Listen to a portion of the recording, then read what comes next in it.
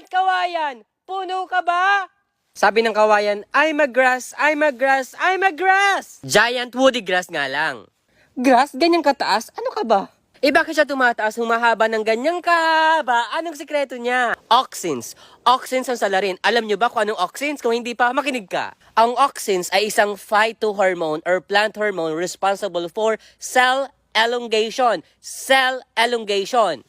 Pagpapahaba. Responsable ang auxin sa pagpapahaba ng cells. Gusto natin mas mahaba, mas maganda sa bamboo. Ang bamboo ay nag-allocate ng maraming enerhiya, resources sa pagpaproduce ng maraming auxins para mapahaba niya yung mga cells niya. Kaya siya tumataas ng ganyan kataas. Sana all maraming enerhiya.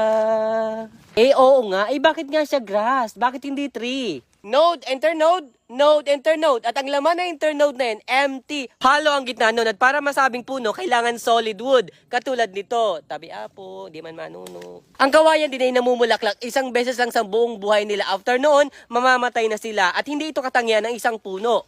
Napakahabang panahon na inantay na ikaw ay mamulaklak. Gano'n naman katagal mamulaklak yan? Napakahabang panahon. Sa ibang species, it takes 100 years. At kung nagustuhan mo ko, stay video, i-follow mo ko dahil nakaganda ng buhay ang may alam.